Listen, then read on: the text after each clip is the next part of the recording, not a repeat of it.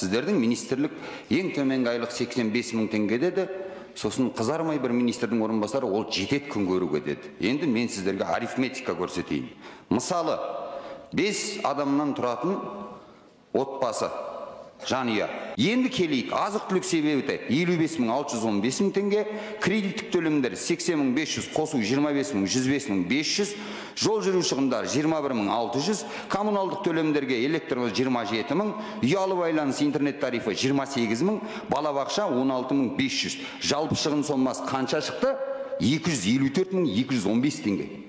54.215 теңгені қайдан алады? Бірінші сұрағым, енді қараңыз, бұларды біз есепке алмаған шығындарымыз. Дәрі-дәрмек, дәрумендер, киім, канцеляриялық құралдар, ойыншық, демалыс, ойын-сауық, үй жиһаз, техника, азық-түліктен сиыр еті, қой еті, жылқы еті дегенді мүлдем жемейді, жеміс-жидек дегенді мүлдем жемейді, сарымай дегенді мүлдем жемейді, балық дегенді мүлдем жемейді, кәмпит тағы басқасын мүлдем жемейді. Өзге шаруашылық тауарлардан шампунь, су сабынды мүлдем қолданбайды, крем және тағы басқасын мүлдем қолданбайды. Делік. Енді сіздердің министрліктеріңізге үлкен сұрақ, мен бұны ашық хат қылып министрлеріңізге де әлеуметтік желіден жариялайым. Қалай есептедіңіздер және осы отбасы қалай күн көреді? Жалпы енді бұл азаматтық қызметкерлер санатына жатады. Қазіргі таңда енді президенттің тапсырмасы аясында, сонымен қатар осы еңбек министрлігінің 1193 қаулысы бар ғой. Соның аясында осы азаматтық қызметкерлердің еңбек ақысын қайта қарау бойынша жұмыс жүргізіліп жатыр.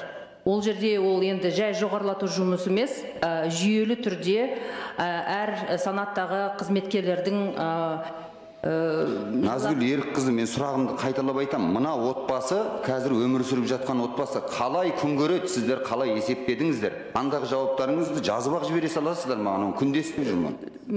Жалпы енді бұл жалақыға қатысты 1193 қаулысы аясында еңбек ақы мәселесі қайтадан қаралады азаматтық қызметкерлерге. Одан басқа бізде өзіңіз білесіз, кедейлік шегінен төмен әр отбасына шаққанда осы табыстың деңгейі жетпегенде атаулы әлеуметтік көмек көрсетіледі. Бұл енді отбасының, нақты отбасы болса, бұл азаматтардың аты жөнін берсеңіздер, біз атаулы әлеуметтік көмек. Бұл бір отбасы емес, Назгүл Ерікқызы, мен қайталап айтам. Бұл Қазақстандағы тұрып жатқан халықтың жоқ дегенде 30%.